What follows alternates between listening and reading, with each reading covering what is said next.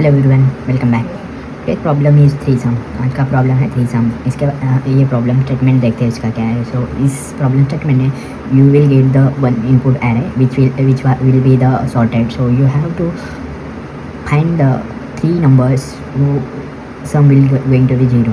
तो आपको जो भी थ्री नंबर्स होंगे उनकी जो सम होगी वो जीरो होनी चाहिए। तो इस केस के दो प्रॉब्लम्स आते हैं। One is normally sum is equals to zero और अदर प्रॉब्लम में सम में आपको देना रहेगा टारगेट वैल्यू। ओके, ये क्वेश्चंस रहेगा, ये प्रिटी सिंपल है। एक ये लॉजिक जो रहेगा आपको कंसिडर क्या करना है, सम जीरो के अलावा टारगेट करना है। ओके, तो इसको कैसे अप्रोच करेंगे? तो आप सिंपली ब्रूट फोर्स से जाओगे तो नॉर्मली आपको थ्री लूप लगाना है, फॉर लूप, और जीरो से लेके एन तक लेकर जाना है। फिर फॉर लूप लगाना है, जीरो से लेके एन तक लेकर जाना है। फॉर लूप लगाना है, जीरो से लेके एन तक लेकर जाना है। सॉरी, यहाँ पे आई रहेगा तो आई प्लस वन से लेकर जाना है, यहाँ पे जे रहेगा तो जे प्लस वन से लेकर जाना है। और इस कोई भी वैल्यू की अगर sum is equals to zero आ रही है तीनों वैल्यू की, तो वहाँ पे रिटर्न करवा देना है ये एलिमेंट। तो ये ब्रूट फोर्स अप्रोच हो गया है। इसके अलावा कौन सा अप्रोच है? तो एग्जांपल लेकर देखते हैं कि उसके अलावा कोई ऑप्टिमम सॉल्यूशन है क्या, और कैसे करेंगे ऑप्टिमम सॉल्यूशन। तो इसका ऑप्टिमम सॉल्यूशन देखेंगे। ओके, तो ऑप्टिमम सॉल्यूशन के लिए अपन एक एग्जांपल लेते हैं। Let's consider the example -4 -1 -1 0 1 2। देखो यहाँ पे देखो, ये सॉर्टेड ऑर्डर में आपको अगर क्वेश्चन में लिखा है, क्वेश्चन में अगर आपको अनसॉर्टेड लिखा है तब भी आपको डरने की कोई ज़रूरत नहीं है। आपको क्या करना है, उसको सिंपली सॉर्टेड करना है। उसको सॉर्टेड करने के बाद उसको सॉल्व करने की ट्राई करना है। ओके, सॉल्व करने के बाद देखो क्वेश्चन तो डिफरेंस हो गया। यहाँ पे देखो अभी थर्ड टाइप का क्वेश्चन आता है कि जो कि अनसॉर्टेड रहता है। वो एक्चुअली क्वेश्चन सॉर्टेड ही बनाना होता है। You don't have to care about the unsorted है, you have to sorted that and do the similar thing. तो आपको कुछ करना नहीं है। तो ये सेम ही प्रॉब्लम है, तीनों भी प्रॉब्लम सेम ही है, लेकिन आपको डिफरेंट वेरिएशन में आएंगे। ओके, तो अभी देखते हैं इसको कैसे सॉल्व करेंगे। तो देखो कोई भी सम वाला प्रॉब्लम है तो टू पॉइंटर पिक्चर में आता है, तो अपन इसको भी टू पॉइंटर से सॉल्व करेंगे। टू पॉइंटर से कैसे, सपोज मेरा यहाँ पे आई है, मैं आइट्रेट कर रहा हूँ आई, मेरा एक पॉइंटर है एल इधर है और मेरा राइट साइड वाला पॉइंटर यहाँ पे है। देखो अभी अपने पास सॉर्टेड है। ओके, तो अपने को तीनों एलिमेंट की सम करना है, कितना आनी चाहिए, जो भी जीरो है या टारगेट वैल्यू है। ओके, तो आपको क्या करना है, यहाँ पे चेक करना है तीनों की अभी करंट सम कितना है। अभी करंट सम मेरी अगर कंसिडर करूँ मैं -4 -1 एंड -2, ये कहाँ कितना हो रहे हैं, -3। ये कितने हैं, करंट सम मेरी कितनी है, कम है, जीरो से कम है। ओके, तो आपको क्या करना है, आपको लेफ्ट पॉइंटर, आपका जो लेफ्ट पॉइंटर है उसको बढ़ाना है। अभी देखो यहाँ पे लेकर जाना है। क्यों लेकर जाना है, लेफ्ट पॉइंटर क्यों बढ़ाना है? अगर आप राइट पॉइंटर अगर कम कर रहे हैं तो ये जो करंट वैल्यू है ये कम होते जाएंगे, ना कि बढ़ेंगे। आपको करंट वैल्यू बढ़ाना ही है। Okay, got it. तो इसीलिए ये पॉइंटर बढ़ाना है अगर जीरो से। इस केस में अगर टारगेट वैल्यू आई, तो अगर टारगेट वैल्यू निकालनी है तो उस केस में भी आपको क्या करना है, जीरो की जगह पे सिर्फ टारगेट डिफाइन कर देना है। ओके, तो ये चेंज रहेगा इसके करंट और टारगेट में। या आपको समझ में आया होगा लेफ्ट को क्यों एक डिजिट बढ़ा, एक नेक्स्ट इंडेक्स पे लेके जाना है, क्योंकि ये शॉर्टेड है। आप इधर जाओगे तो आपको एलिमेंट्स बढ़ता जाएगा और ये आपकी करंट वैल्यू बढ़ेगी। इस केस में अपनी करंट वैल्यू कितनी है, अभी यहाँ पे एलिमेंट सेम है तो आपकी -3 रहेगी करंट सम बेसिकली। नेक्स्ट जैसे ही मैं यहाँ पे लेकर जाऊँ तो मेरा जो करंट है वो कितना हो जाएगा, मेरा करंट होगा -2। ओके, तो नेक्स्ट पॉइंट जब मैं मेरा लेफ्ट अगर यहाँ पे लेकर जाऊँ तो इस केस में देखो मेरा हो जा रहा है कितना, current is equals to -4 +1 and 2 is equals to -1। तो यहाँ पे कोई मिल नहीं रहा है, तो आप क्या करेंगे, मैं आई को यहाँ पे शिफ्ट करूँगा। ओके, और मेरा एल जो रहेगा, ये एल पूरा कट के मेरा एल यहाँ से स्टार्ट होगा। ओके, एल यहाँ से क्यों ना स्टार्ट, ये रिपीटेडली वर्क होगा, इसीलिए एल यहाँ से स्टार्ट करेंगे।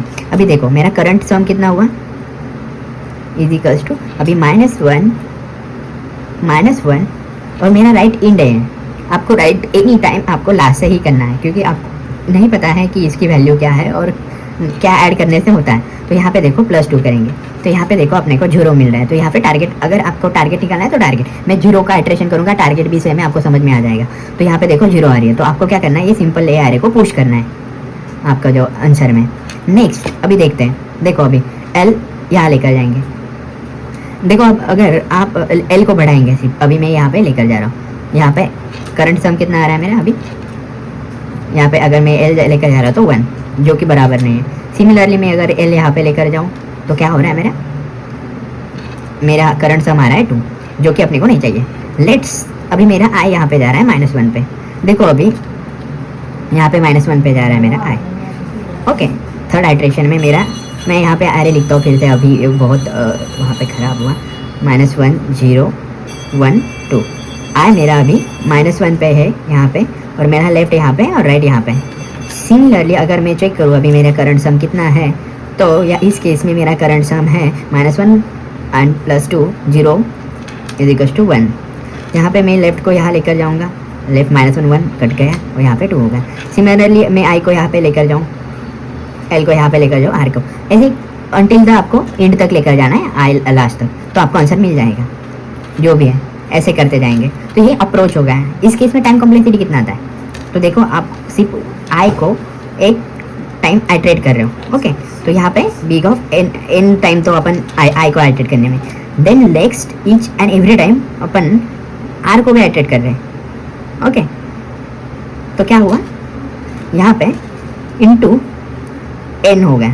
इसके अलावा कुछ आइट्रेशन कर रहे हैं नहीं कर रहे, तो सिंपली ये n² टाइम कॉम्प्लेक्सिटी है। तो यहाँ पे देखो अपनी टाइम कॉम्प्लेक्सिटी आती है n, इस केस में अपनी कितनी आ रही थी, n³ आ रही थी, तो उसके लिए अपना टाइम कॉम्प्लेक्सिटी इंक्रीज होकर n² आएगी। तो इससे ऑप्टिमम सोल्यूशन है क्या, तो देखो इससे ऑप्टिमम नहीं कर सकते, क्योंकि इसमें कोई लॉजिक ही नहीं बैठता है कि इससे और ऑप्टिमम करें।